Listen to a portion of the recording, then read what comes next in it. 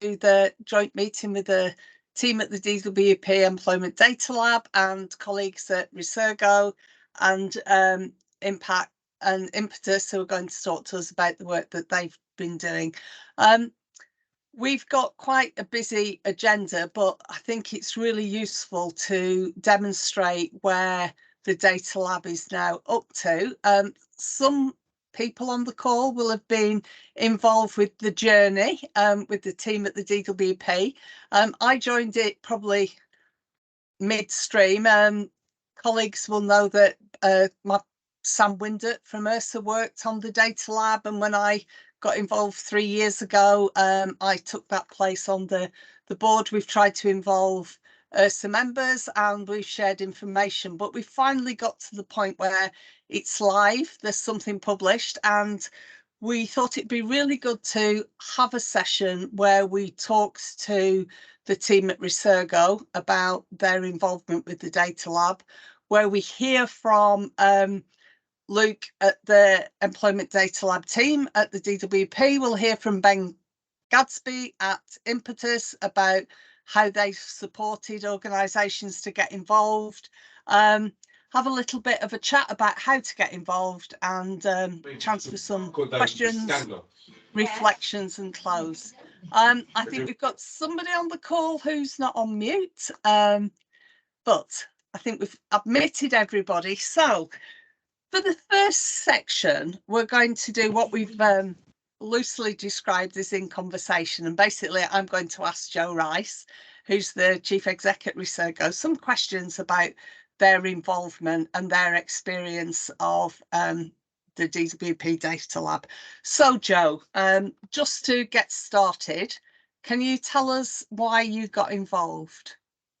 Yeah, it's great to see so many people on the call. Thanks for joining us today. So yeah, we got involved with Data Lab mainly because we were introduced by Impetus, who've been funding us since 2010 and more significantly supporting us with our sort of impact journey, I suppose, to coin a phrase. I think we've always been committed to measuring our outcomes really carefully, but I think about 10 years ago we did a deep dive project on impact management with Impetus, and I remember at the time the conversations we were having were about what the various stages of evaluation we would do would be to understand how effective the SPEAR programme was, but that would end in you know, one day, maybe, possibly, we would do a randomised control trial. And we talked about how absurdly expensive and potentially unethical that may be. So when we then had the opportunity to be introduced to the team at Data Labs, I think for us, this was just the most amazing opportunity to really understand how effective the SPEAR programme is when looking at sort of live data that is being collected by the DWP and comparing it. So we'd done a series of evaluations up until that point, but this represented the most amazing opportunity really to interrogate our outcomes and to test really whether they were as robust as our internal evaluation and various other evaluations we've done along the way were really correct. So yeah. Okay.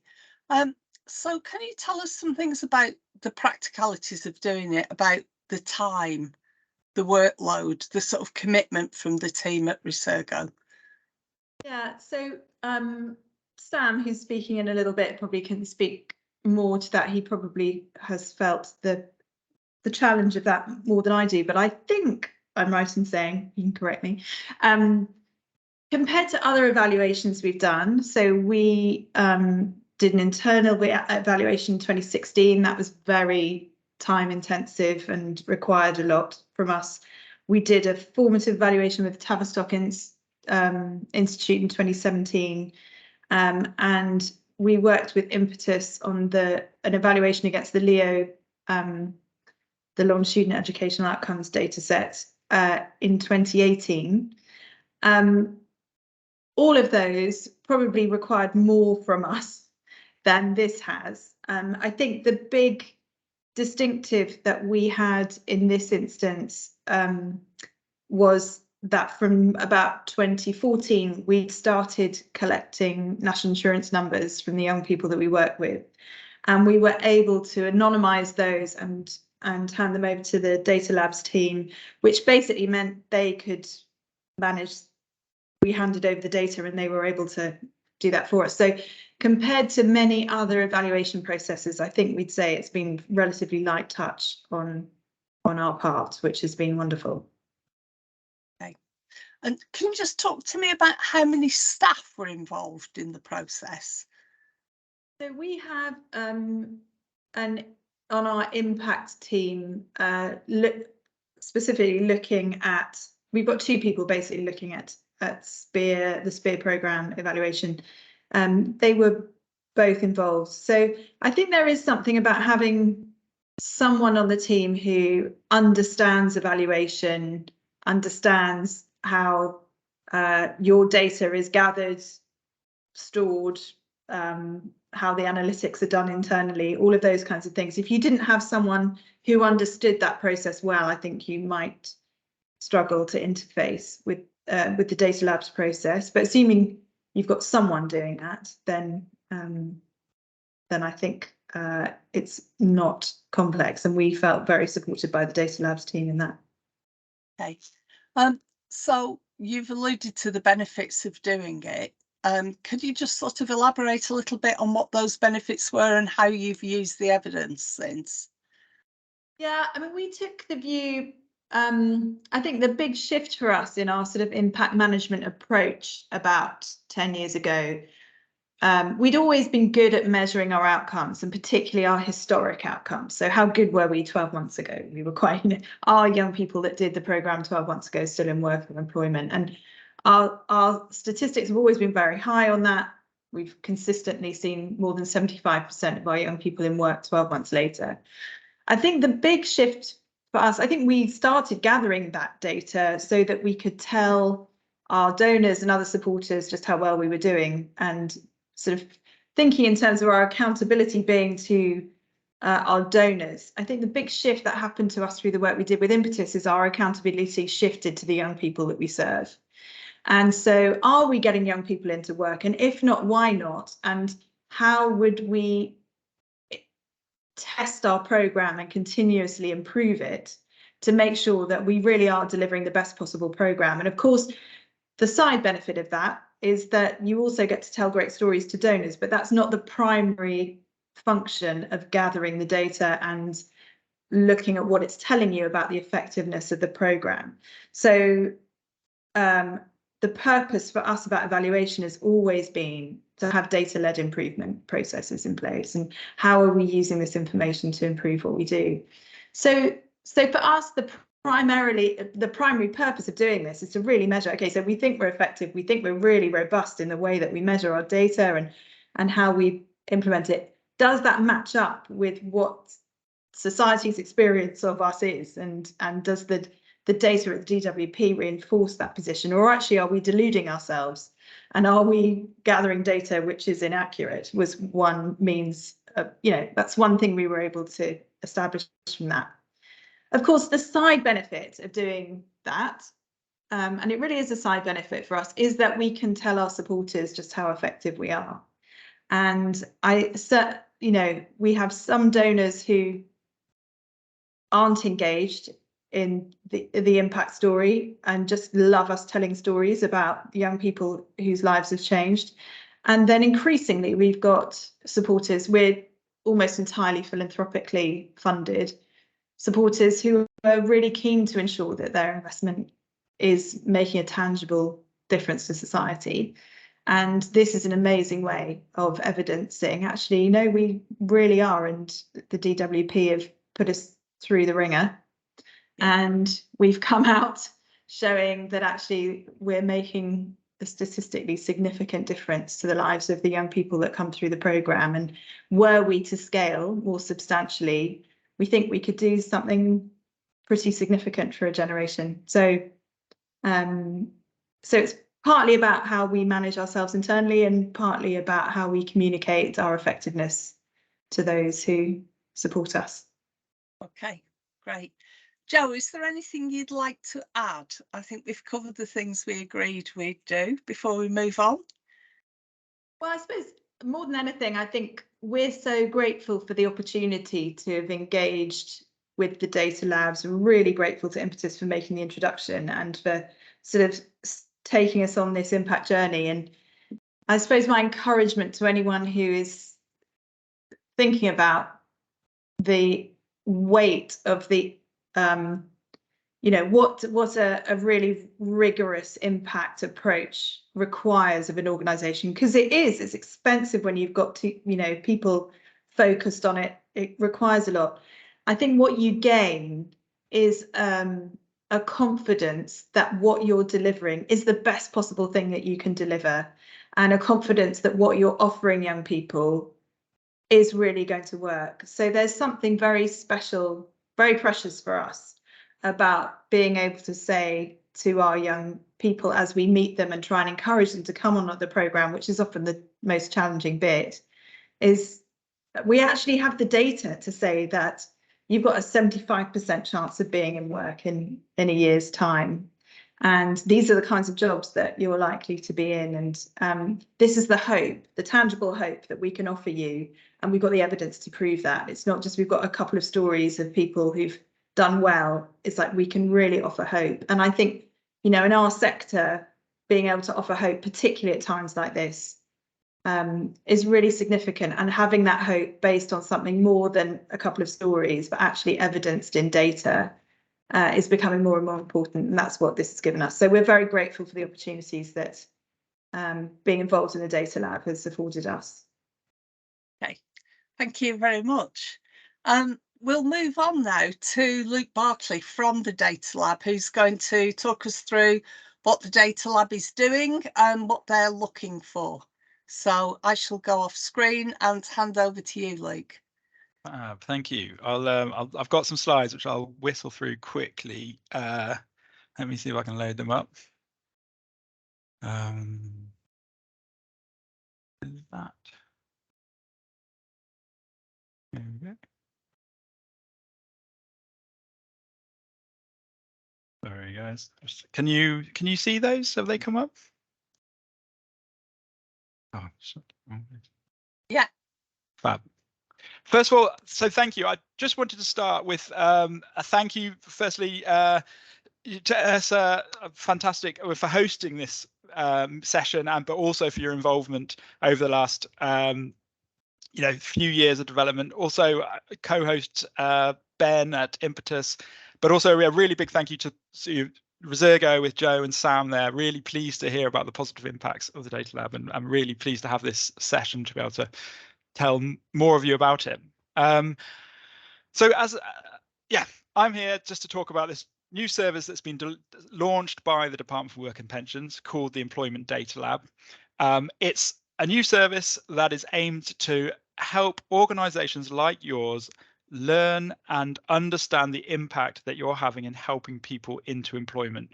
And in doing so, it's got the sort of potential to radically improve the evidence base in this area about what works in helping people get into employment.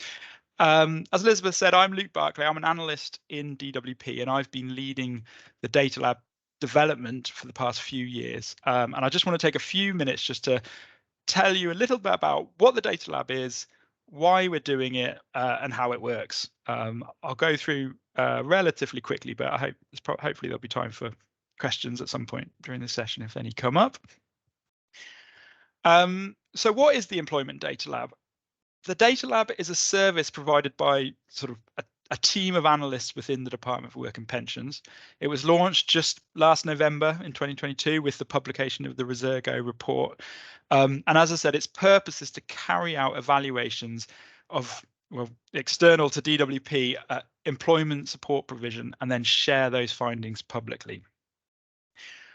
Why is DWP doing this? Well, it's born out of the recognition that it's often very difficult for the sort of hundreds of organisations out there across the UK that work with people and help them into employment. It's very difficult for them to assess the impact that they're having, and this can be due to a lack of, say, information on the people that you're working with, let alone a comparison group of people you didn't even work with at all. And so DWP, with its sort of analysts and its access to very wide-ranging administrative data, is really well situated to address those issues. And so we can do it. So like, why do we want to do it? Well, by sort of improving the evidence base on what works, and then showing everyone, highlighting those that are working really well, those that are working less well, allows people to focus and make those programs better, and ultimately help more people into work, which is clearly aligned to DWP's objectives. So it's quite helping you learn about what's working is very much aligned to our objectives in DWP. I've got a few slides on how it works. It begins with some discussion. So if you're an interested organisation, advice is just to get in contact with the team, and we'll have a number of discussions about the programme that you might be interested in evaluating. There'll be some discussion around data protection. I can say a little bit more on that later. Just decide, talking about when the programme was, who it's aimed at, and some data protection discussions. Once we've overcome all of those, it begins with the organisations sending their data to us in the Data Lab team in DWP. This will be a secure transfer of identifiable participant data. So it's like their names and addresses. And we use that data to find those people in our administrative data sets. So that we can then, once we find them, we can then link in all the other available administrative data that we've got. So that's information from HMRC around employment. We've got information from the Department for Education around, education and training. Once we've pulled all that information together, we can then build up a really detailed picture of the people, the participants that you worked with. And then where possible, we then can build a comparison group of people who are very similar against a a range of key characteristics, but crucially who didn't take part in your program, and they'll be the comparison group. So you've got these two groups. You've got your treated group who you worked with and the comparison group, and then the impact estimate is essentially just the difference in the outcomes between those two groups. So we will compare those, and we can write that up into a report, which we'll discuss. It'll be written up in consultation with the user organization. So for example, with Resurgo, have some discussions, making sure that we've understood the program, we understood the analysis is consistent with what everyone understands it to be. And then we write it back up, share it back with the organization, and then importantly, we publish it on gov.uk so that everyone can learn about what's working. That in a nutshell is the process. It's a free service, and as Joe was indicating, a lot of the bulk of the work is done by the analysts within DWP. We do the the analysis, albeit there is obviously consultation and discussion with organisations, with the members. I mean, Sam, I'm sure you might be able to say a little bit more about the discussions that we've had. I'll quickly say something on what the service produces. So, as I mentioned, the product of the service is essentially a report that's published on gov.uk, and it provides useful information about your programme. Here's a snapshot of the Resurgo one that we published back in November. It contains different types of information. We can provide interesting characteristic information about the people you've worked with. Who are they? Where did they come from? What kind of benefits they're on? What education qualifications they have? What employment status do they have? And we can also look at their labour market outcomes and track them over quite long periods of time. So on the right hand side, this is it's not from Resurgo. So don't attribute this graph to Resurgo, but it's looking at, we've categorized people in different labour market statuses, whether they're working or looking for work or inactive, and then we can track them over a number of years either side of participating in the programme. The really powerful stuff that the service hopes to be able to provide is the impact estimate. So this is comparing the outcomes of the people you worked with to this counterfactual, which is basically the scenario that if your program didn't exist, what would have happened to your participants? And that's where you need your comparison group to be able to do that.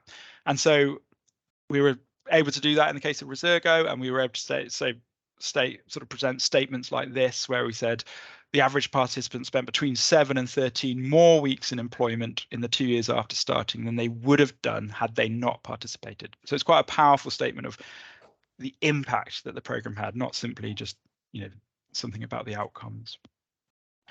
We can present that in different ways. So these are plots showing the different labour market statuses, comparing the sort of treated group to the comparison group, and you can see, you know, the difference between those is the impact. So for Resurgo, we could see they had a large positive impact on employment that was sustained for, you know, for over 2 years after the treatment, after they started on the program. We can also, in certain cases, particularly for programs aimed at young people, incorporate the information from the Department for Education around sort of education and training, and that can be sort of brought in and combined with employment data from HMRC, so we can say things around like NEET status, that's like not in education, employment, or training. And so, you know, what we're able to do is for the Resurgo program, say, you know, show that the intervention had a sort of resulted in a reduction of between 5 and 12 percentage points after 1 year in those who were classed as NEET. So really, again, a positive outcome there. I'm just coming to the end, but a couple of things to note if you're interested. The first thing to say is that it's only ever going to be aggregate, non-identifiable data that we report back. It's not an opportunity for organisations to find out exactly what happened to their individuals personally, or to be able to sort of do subsequent analysis at an individual level. It will sort of be aggregate level that we provide back. The service relies on you sharing your data with DWP. So it's your responsible as data controllers to ensure that you're legally able to share that. We have got some more information about that on the website, and certainly, I mean, ERSA helped us not too long ago with a workshop that talked specifically about data sharing. It's a retrospective service, so essentially we need to have allowed enough time to have elapsed so that we can look at the outcomes 1 or 2 years later. So just bear that in mind. So we'll be looking at programs that people started on a little while ago, and then just things about sample size. So we're looking for an impact evaluation. We need it to be sort of a few hundred at a minimum, really, preferably a bit more. I'll just say really quickly, we're looking for organisations to get involved and to participate. Please have a look at our website, which the URL is just in the centre of the page, or you can scan the QR code at the top right. And if you've got a programme and you're interested in finding out more, please feel free to email the team at employment.datalab@dwp.gov.uk, and we'll get back to you.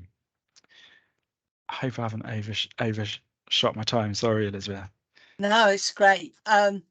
I can see that there's some questions in the chat, Luke. Do you want to go to the chat? Yes. And sorry. Then we'll also give people the opportunity to raise a hand. Yes. Okay. So do participants explicitly have to give permission to share their data with DWP? This is one, again, there's some nuance to this, and I would encourage people to look online, and there's links to a workshop that ERSA hosted for us where we talk about this, and there's some experts who talk about sharing data for research. It's a bit of a mixed bag. There's different ways under GDPR that you can share data. Some relies on explicit consent, and there are other ways of doing it sort of with different legal bases. So it certainly doesn't always rely on individual having to explicitly give consent, but it does sort of depend a little bit on sort of privacy notices and what you want to do then.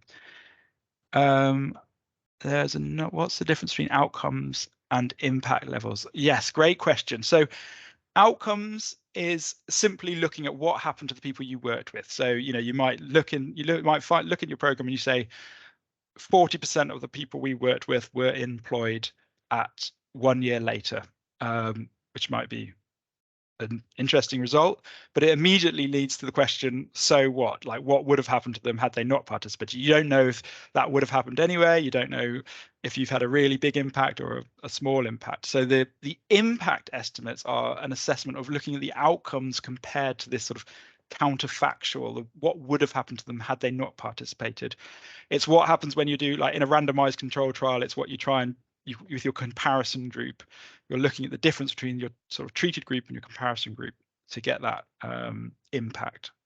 I hope that's how capable is the process of assessing qualitative data? Really good question on qualitative data. It's so this it's a service. It's not a golden bullet. It's not going to solve and provide all the information you need. We've basically set up a service that is quite good at looking at some set defined quantitative outcomes, and we recognize that that's not going to capture the nuances and a lot of the softer outcomes that some of these your organizations might have, and we're quite, we completely understand that. So I mean, part of that, so that a lot of that won't be captured by the reports, but we do give each organization an opportunity to sort of comment on the analysis in the reports that are published. So that is something, if that's an important feature, can be brought out inside the reports. What participant data would you need to provide? What participant data do you need to provide to be in the data lab? Broadly, we need sort of full name, so first name, surname, date of birth, and address, including postcode. There is some flex on that. I mean, certainly, and ideally, if you had like things like national insurance number, that would really help. Where not all of those things are available, we can sometimes work around it, perhaps with other variables as well. Yes. Do you share the theory about how we did the analysis? Yes. So if you go online, there's basically a method. We sort of want to be very upfront about how we did things, and we've got a methodology document which talks about sort of our approach to selecting the methodology and then precisely how we implement it, and that's all online. And if you've got any concerns or questions about, we'd love to hear from you. Is it actually a randomized control trial and everything but name? No, it's not. So it's what they call quasi-experimental methods. So we're sort of retrospectively trying to sort of create these two groups, and that comes with a number of assumptions which makes it sort of, it's not as robust as a randomized control trial. So randomized control trials are often seen as the gold standard in this approach, and the randomization is really powerful at sort of removing sort of biases that might appear in the data. We're sort of doing something a bit different, where we're retrospectively trying to remove those biases, but it does come at, there are a number of assumptions that underpin it, which do make it little bit less robust than that. And we try and make that clear in the reports. But we wouldn't do it if we didn't think it was viable or adding a lot of value. Oh, well, lots of more questions coming in. What would you say? Elizabeth, if we're running out of time, you just do stop me. I think you're on mute, but is it? How should I carry on? Yeah, please keep going. Yeah. Cool. Yeah. The sample sizes are it's something it's sort of dependent on a number of factors about, the bigger the impact, the smaller you could get away with the smaller sample size to be able to see that impact. But I think, we've been able to demonstrate in our sort of trials, in our development, you can get some meaningful results with a few hundred, but I think that is the sort of smaller end of the spectrum. But that you can gather that sample size over a number of years, possibly as well. So it doesn't have to be sort of 100 in the space of a few months, or a few hundred in the space of a few months. I think that answers that. And there's kind of no upper limit. If you had 10,000 people, that'd be great. What would you say the biggest limitations of the analysis is? There are a number of so the process, that, like the question about, it's not as good as a randomized control trial, and it's only as good as our ability to control for the really important factors that determine people's participation in a program. So if, for example, there's programs that are targeted at people that we don't have a great deal of data on, we won't be very good at controlling for that. So I think, and when that's too extreme, we just simply wouldn't be able to do the counterfactual bit, and we'd just be able to give you outcomes information, which we do think would still be really useful, but just not quite as useful as that impact evaluation. But I think that's probably the biggest limitation. Brilliant. I think I'll come to the end. Thanks, Luke. I think we've got you back just before we close, haven't we? Yeah, I'll hang on, don't worry. Yeah, thank you. Should we move over to Ben Gadsby from Impetus, who's going to talk to us about his thoughts on the results so far? Ben. Thanks, Elizabeth, and thanks very much for having me. I've got the slightly awkward spot where you've just heard from two absolute experts in what they do, and now my job is to try and find something additional to say, and I promise I will do my best. For those who don't know Impetus, our mission is supporting young people from disadvantaged backgrounds, making sure they succeed in education and employment. We're a funder, so we find, fund and build great charities like Resurgo, who you've heard from, and our kind of particular specialty is supporting organisations to measure and improve their impact. And of course, that's what we're all here today to discuss, is impact, which is always a very exciting topic. I appreciate not everyone on the call will be working for kind of youth-focused organisations, so I thought it might be best to start with just a couple of sort of headlines on what's been happening in the kind of youth employment space specifically over the last couple of years. My own background actually is more on the education side than the employment side, and I've only really been doing employment stuff for sort of maybe four and a bit years now. In that time, we've had record levels of youth unemployment before the pandemic, which is one of the things ministers used to like to say a lot. Every couple of months, the statistics would get a little bit better, and the little statistic that the minister would use would be updated to reflect that fact, probably provided by someone at DWP like Luke. We then had a pandemic, which I think affected everybody's lives and made us all really worried about what was going to happen to young people afterwards. Certainly during the pandemic, a lot of the sectors that were closed down were the ones that were most likely to employ young people.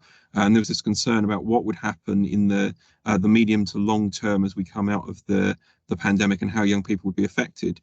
But actually what we've seen over the last year, 18 months, is that a lot of those kind of worst fears have not come to fruition, really. There's been a much stronger labour market than people had expected. Interventions like Kickstart targeted at young people, I think, have been particularly effective on that side of things. And we see that a lot in the news these days, which focuses on older age groups, over 50s, rather than younger age groups. But it's worth saying that that kind of record levels of youth unemployment kind of stats is all youth unemployment. Economic inactivity among young people has always been an issue, and it's been an issue that's always been overlooked. As much as that statistic about youth unemployment falling that ministers love is true, it ignores the fact that there's a big group of economically inactive young people that haven't been the focus for policy for a very long time. They always seem to be ignored, and actually, you know, with the labour market now going through a period of tightening again and a potential recession on the horizon, economic inactivity is still there, and it's a problem that we haven't solved in the good times, and it's a problem that will still be there in the bad times. And I'm particularly infuriated by this because the government has finally got round to recognising that economic inactivity is an issue for over 50s. And I would encourage everybody on the call that's involved in working with young people to point out to anybody that will listen that it matters for young people as well. One of the things that I think is really interesting about the way the last couple of years has unfolded is that different young people have been in need of employment support at different times. I think particularly during the buoyant labour market period, there was an element of, you know, it's harder to reach young people that are going to be presenting and needing kind of employment services. And then during the pandemic, you have a totally different challenge, you know, fewer jobs, harder for organisations like Resurgo to work with young people. And now as we come out of the sort of the end of the pandemic, it's young people whose educations have been disrupted, having to get to grips with things like Zoom interviewing and Zoom onboarding, which I know many people on this call will also have had to deal with, and it's not that easy even when you're further into your career, let alone when you're at the beginning, and not to mention the mental health challenges. So at different stages, you've got sort of different kinds of young people and different challenges they're presenting. And we all know in employment support space, one size does not fit all. There are certainly some common threads. Joe often talks to me about the importance of having trusted relationships with adults and treating the young people as adults as well. But it's still got to be a kind of tailored set of support to meet the needs of kind of individual young people. And I think that's what makes the Data Lab for me most exciting, is because different providers on this call will have different models and be trying to do different things to support, whether it's young people or people of different ages. And actually, the Employment Data Lab enables us to make comparisons across different kinds of providers in different ways.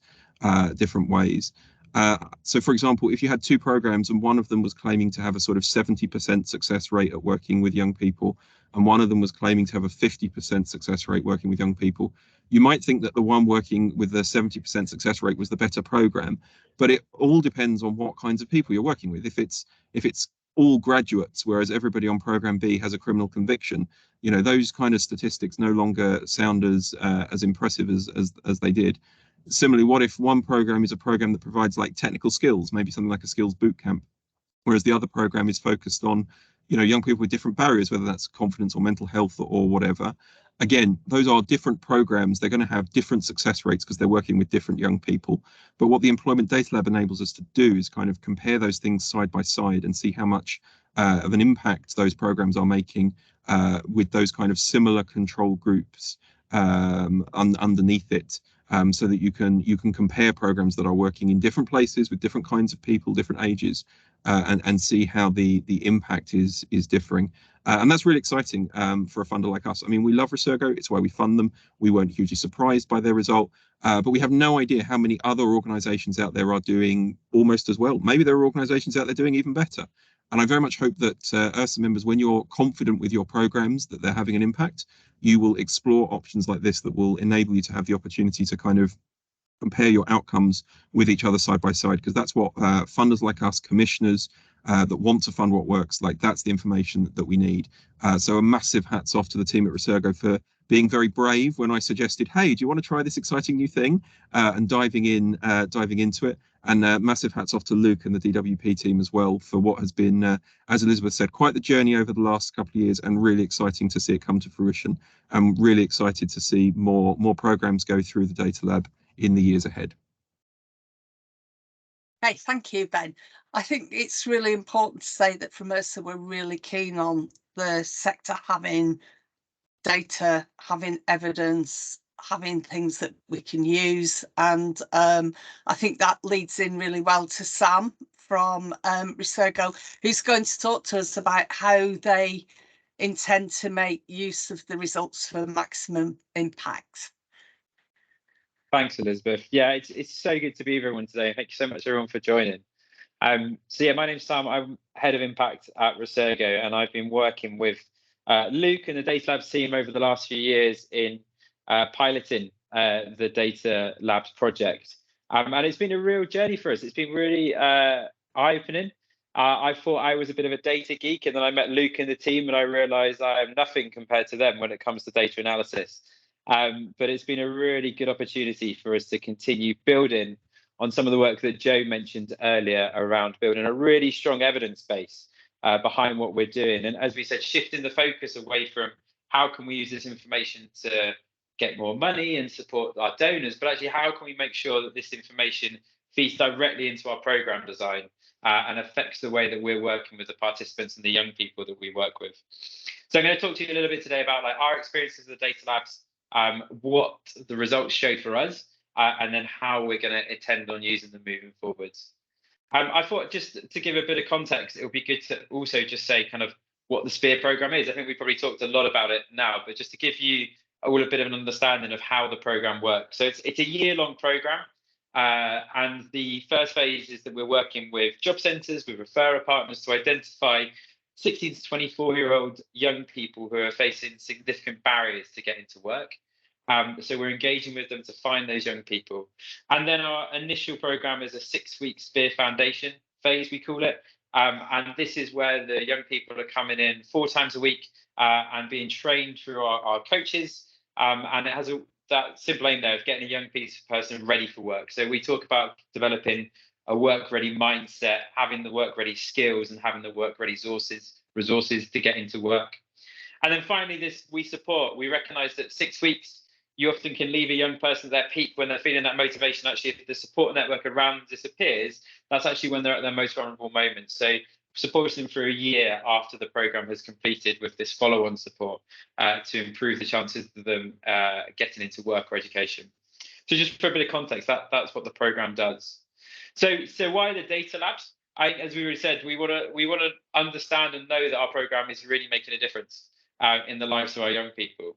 And what's particularly interesting for us is that the Data Labs doesn't just go to the year that we already have data on. So a year after the program, we know where 95% of our young people are and the outcomes that they're in. But actually, the Data Labs offers us the opportunity to look at that sustained impact. Does it go on further than that year? What does 2 years later look like? If we suddenly realize, actually, everyone gets into work at 12 months, but then it really drops off later, we've got some serious program design to get into. So this was a really good opportunity to do that.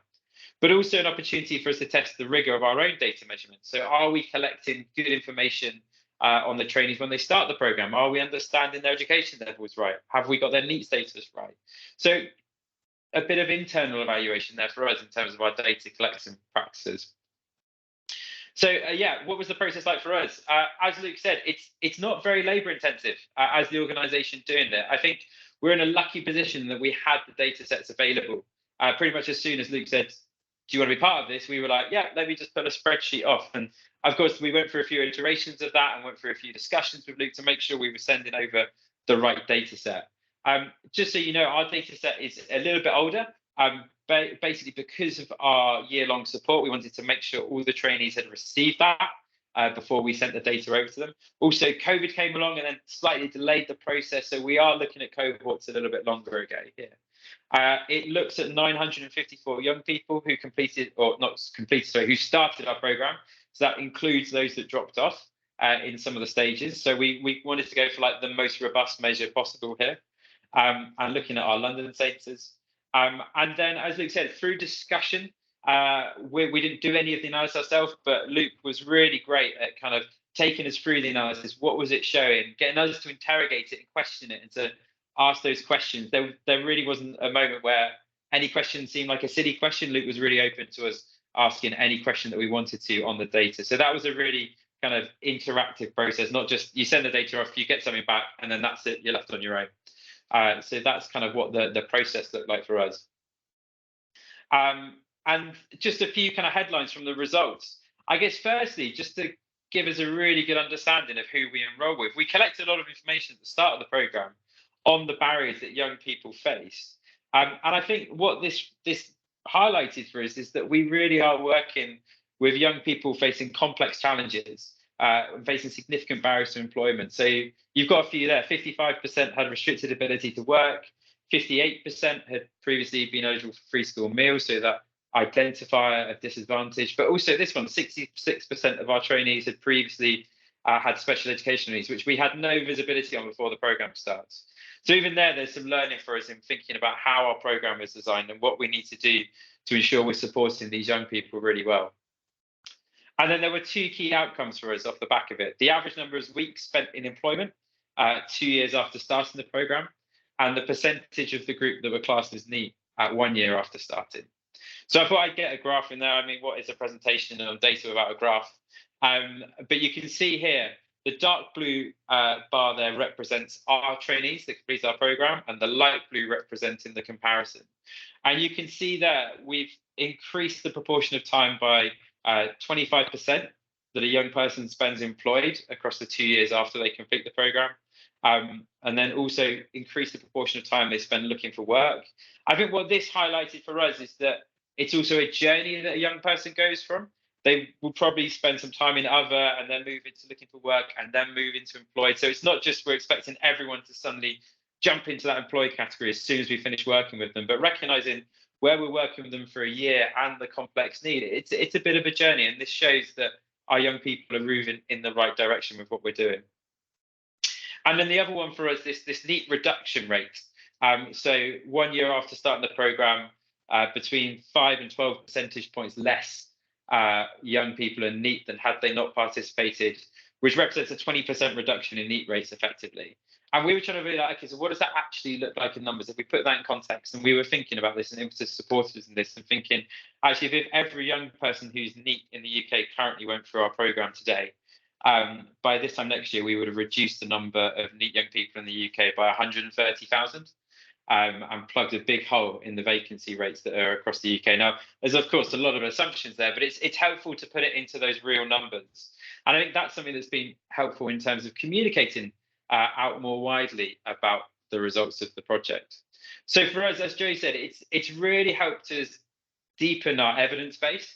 It's helped us build that robustness when we're talking to people about our program. And also it's provided these learnings and insights for us into thinking, how can we do a little bit more and a little bit better with our program? What tweaks can we make? What changes can we make to ensure we're maintaining that level, but also pushing us further? Do we need to provide more support for young people who have experienced special educational needs before? And what could that look like? So yeah, it's been a really great process. We've been really pleased to go through it. Thank you so much to Luke for guiding us through that process. Thank you so much to the Impetus team for linking us up with the opportunity in the first place. And if any of you want to kind of talk about our experiences and hear a little bit more about what we went through and what you could do to get yourself into a position to go through the process, I'd love to chat to you about that more. So I can put my email in the chat at the end, and I'd love to reach out to you. Elizabeth, I think that was everything from me. It was indeed. That was great. Thanks, Sam. So I think we are going to bring Luke back in before we close, but I can see some more questions in the chat, and we have had a raised hand. So should we take the raised hand first, which I think is John McDonough, and then we'll just pick up the questions in the chat. Thanks, Elizabeth. Hi, everyone. Can you hear me? Yeah. All right. This is great and very welcome. And look, I will be in touch. So thank you for this this afternoon. I've got a couple of questions for you, like, which is DWP world. So it felt like earlier that what you're doing is pushing the onus on organisations to sort of prove or validate their effectiveness. Is that right? We're not sort of pushing the onus on. Essentially, I think we're just creating a new service that enables. I mean, we're creating a service that enables evaluation where it wasn't possible before, and we're supporting you to do it. I think it's not, and certainly I think Sam sort of alluded to. I mean, we do. This is us supporting you with actually carrying out the evaluation. So we do a lot of the legwork for you. Which is fine. I mean, I couldn't believe this didn't happen more than a decade ago. But that's good and it's useful. So that's it. But I think so where I would go with this is, what are DWP doing internally around this, and how are they going to interact with yourselves? Because what they've struggled with for years, I think, certainly in policy, is to be able to measure. I know regions have performance data, but nationally they don't have it, and there seems to be, I don't know if it's a black hole or a misunderstanding or whatever, but there seems to be a lack of, we're going to be really clearly focused, we're going to buy what works, we're going to understand what works and move it through. So I'm interested in terms of what conversations you have or haven't had with that. But then also, given that the Secretary of State is in the middle of a review, and I don't know how much he's being fed or isn't being fed, is there something where you can do? I mean, I'm happy to tell you this, and I'm sure Elizabeth's got a load of stuff on this as well. Some quick pointers where you can look at stuff. And I'm not saying it's going to be quick and dirty, but you can get some hard data as well as soft data as well to say, well, look, if we're trying to do everything possible to get more people into work, maybe we want to look at this, or maybe we want to try that, because there's certainly been a lot of stuff that's fallen through the net. And I think there is, I was at an LSIP meeting this morning, and I think there's recognition that, this sector's stuck at times as well. And, we need a sense of urgency to move that through. So, I mean, I don't know what you can and can't do with that, but what do you think? I mean, no, great questions. I mean, what I would say is, there are lots of different facets to sort of DWP. I mean, this is one piece in the puzzle that we're hoping will, create some evidence that's objective and will help in that broader picture that you've just outlined. As regards to sort of internal evaluations, all I'd say is that, when DWP do conduct, they sort of fund their own projects and programs. I mean, they do get evaluated, and that's why, they're not part of this. They're not. This is a separate sort of arm that's focused externally. There's a lot of other teams that do a lot of internal evaluations, and it's sort of a separate piece. But yeah, hopefully this is a new service that will enable more evaluations and build an evidence base on a much broader range of evaluations than we would ever have been able to do if we were just purely focused on our own internal ones. I mean, and the key thing here is that this couldn't have happened. This can't happen without you guys. I mean, this is, it relies on your programs, your data, and so it's not something we could have done without you, or could do without you. On the timeliness, it's taken a lot. We agree, it's taken a long time. I mean, we're following the back of MOJ, and they got theirs launched, best part of a decade ago. So it's taken a bit of time. Should I pick up? Is there any more questions in, or should I pick up some of the questions in the chat? Pick up, please. Yeah. Cool. I think I got to. Oh, there's a question about, is it geared to more evaluating the impact of short-term interventions, or could it also be used to evaluate the long-term impact of apprenticeships, for example? So that's a really good question. First things first is that to get longer impacts, you have to have a lot more time had to have elapsed. So if we wanted to get sort of 5-year, 10-year follow-ups, we'd be talking about evaluating programs that sort of people started, 10 years ago. Or more. There is a bit of a limitation. I mean, we can go longer than 2 years follow-up. There is a bit of a limitation if we go too far back, because we haven't coded up very rare sort of old legacy data. We'd have to do a bit of work there if we really wanted to do that. It's not impossible. Then there's the other question about sort of very long-term, if it's a long-term program that spans many, many years. And I think if we were to do something like that, we'd probably have to sort of chunk it up, because you couldn't really group something that spanned a whole 10-year sort of labour market cycle. That they wouldn't. You comparing people a decade apart, they'd be very different, facing very different labour market sort of contexts. So it's not impossible, but we'd probably have to chunk things up. And yeah, there might be some questions going too long term. Do shout if you've got any. Ben, do you want to jump in? Yeah, sorry, I was just going to add, and I feel like this is partly a comment reflecting John's previous question as well. Like what we've talked about a lot today is the story of how we've got to where we are today and where we are now. And I just wanted to reflect with my education hat on, with the LEO data. Over time, more and more organisations have made kind of increasing use of that to do more and more complicated things and look at like longer term impacts further down the line and stuff.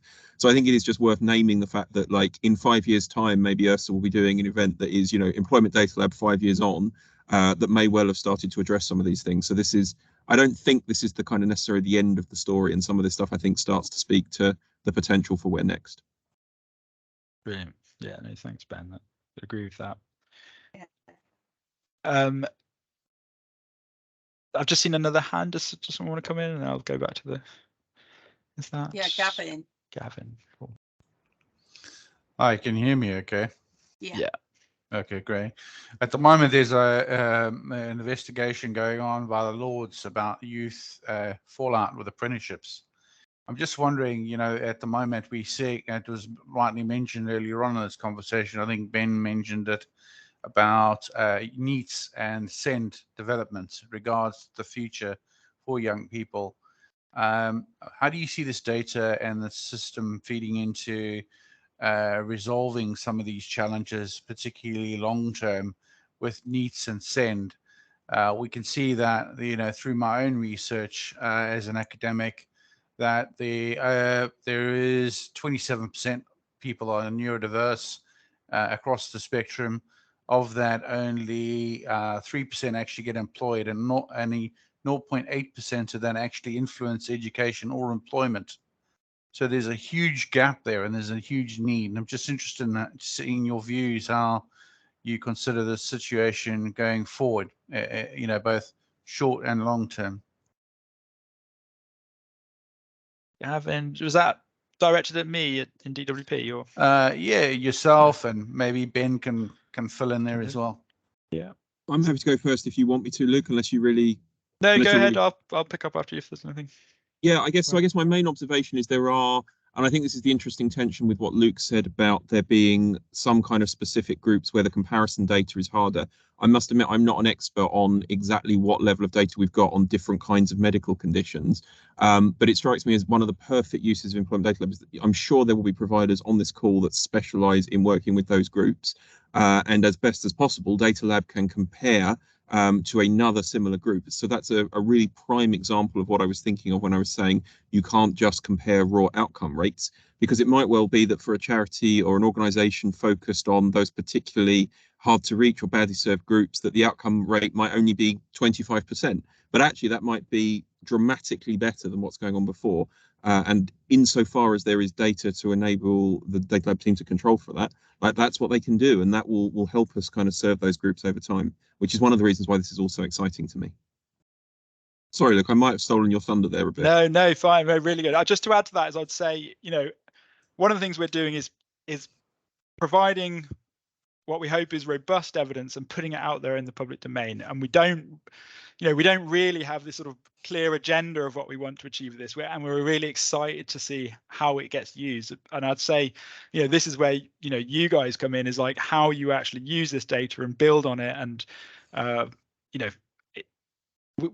we're really excited to see how you use this data once it starts to, come out, once we get more reports out through the door. All I would say is, we're really pleased to get DFE data so we can actually start to look at, those important indicators, like you've just said, NEET and with special educational needs. Without the DFE data, that we would have just been completely blind to that and probably wouldn't have been able to actually evaluate a lot of programs. Can I ask one more question? Go for it. How do you see it progressing forward? What does it look like from your perspective once this data has been used and applied, and where do you see it? Where do you see it going? So from our side of view, we're focused on delivering the service, and for this at the moment we've only got one evaluation out the door. We want to I think its value is when that starts to turn into many, when we've got 5, 10, 15 evaluations out the door, and that's out there in the public domain to learn from, and that is our primary focus. Moving on, we'll constantly be looking at development. How can we broaden what we're doing so we can be more effective to more organizations? We want to do different data shares with the Ministry of Justice and perhaps BEIS, different government departments, so we can broaden and perhaps introduce some different analytical techniques to make things more robust where in certain circumstances. So that's our focus. What we are engaged with an advisory board, which I know, Impetus and ERSA are on, and we're keen to stay engaged, and through that group, make sure that we develop the service in a way that meets user needs. So that's, certainly we'll be continuing to do that as we go forward. What I see it contributing to is community of practice and shared practice across the board, certainly. Yeah. Thank you for your time and taking the questions. Thank you. Okay, thank you. I think we're probably coming to a close now. So I'd just like to say from ERSA that we're really, really keen on supporting the sector to have robust evidence.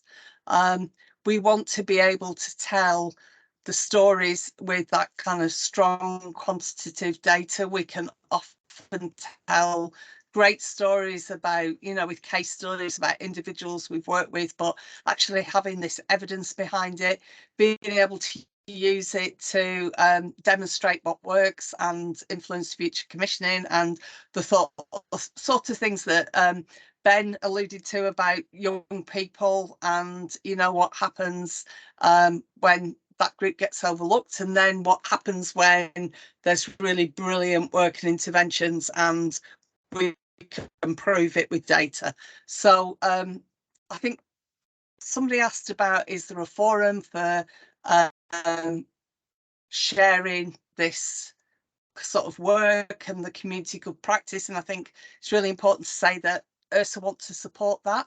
I think we will, we will continue our involvement with the data lab. We will keep this conversation going. We will reconvene meetings like this when we think the time is right to do so, and it may be that we get to a point where we're doing it on a fairly regular basis, but for now we're trying to go at the sort of the pace of the sector and the data lab. But it's been I felt that I went on a bit of a steep learning curve at the beginning, and suddenly, you know, it was a really fruitful and productive thing to have been involved with. So thanks everybody for your contributions this afternoon. I think we've had some really good questions. We've had some really good stuff in the chat. We've put ERSA's put some resources in there. We have some things on the website. I can see one hand raised. Lindsay, do you want to say something just before we close? Sorry, Elizabeth, it was a phantom button, but thank you. Oh, it's okay. Yeah. Nice to have you with us anyway. Okay, if that's it. So yeah, thanks to Luke, thanks to the team at Resurgo, thanks to Ben from Impetus, and yeah, great session. Thanks, Elizabeth. Thanks, everyone. Thanks, everyone.